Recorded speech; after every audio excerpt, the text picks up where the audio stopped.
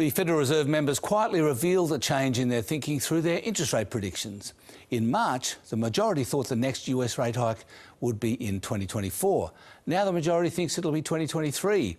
And as a result, the US dollar jumped and the Australian dollar dropped to 76.2 US cents, although it actually went up slightly against the euro.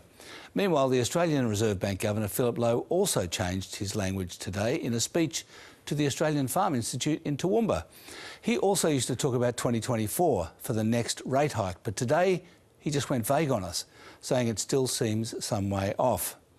He had some interesting graphs for the Toowoomba farmers.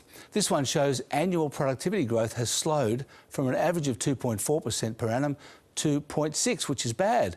He says it's not fully understood, but is probably related to lower business investment. And now some charts on today's employment data. 5% unemployment has proved a flaw since the GFC.